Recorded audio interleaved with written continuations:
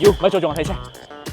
嗱，往屆嘅粵港澳車展咧，又稱之為深圳車展。大概喺10年前，我仲賣緊車嘅時候，呢個車展就係攞嚟賣車嘅。但估唔到今年30週年啦，時過境遷，呢個車展已經進化到咁樣嘅程度。因為30週年咧，所以今次展會係特登新增咗4個展館。首先就講下呢個 Hypercar 傳奇車館先。哇！巔峰極速，我衝咗成300蚊巨款，我都抽唔到咁多車啊！而家39蚊你又可以見到。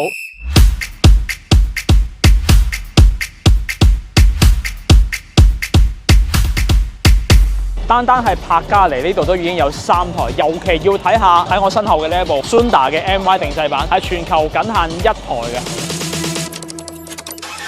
嗱，轉過頭呢台科尼賽格 Jesko 全球限產125部，中國區就得呢一部，人稱北歐幽靈，1600匹嘅馬力怪獸就咁擺喺度，都已經感受到佢嘅殺氣。喂，你睇下邊個嚟咗？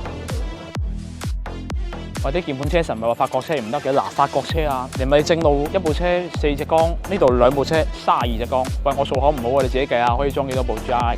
人哋一部車4隻渦輪啊，渦輪都多過你缸數啊！哇，你話主辦方真係點樣賺錢咧？39蚊，呢啲車是但一部嘅保證金都唔夠啦。Hypercar 咧，至少你有錢係真係有機會可以喺馬路上見到嘅。嗱，跟住呢個館咧，就係你有錢都冇可能見到噶啦。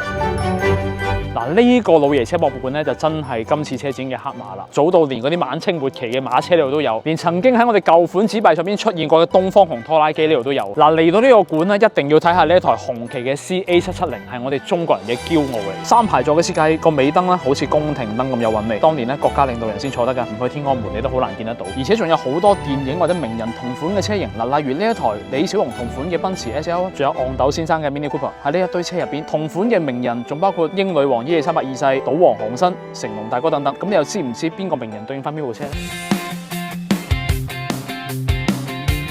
嗱，參拜完2個正常人遙不可及嘅館之後，係就落翻地少少啊！嚟到呢一個戶外生活生態館，原來而家啲年輕人咧玩車係唔單止要鬥豪鬥快嘅，仲要有生活啊！都唔係好落地啫，世界第一啫嘛！玩埋露營，玩埋單車，有帳篷，有咖啡。嗱，咁我而家都唔係睇緊車展啦，成個大型露營派對咁樣。嗱，講真，車都係服務於生活嘅。睇完呢個館之後，我都想整翻部露營車玩下。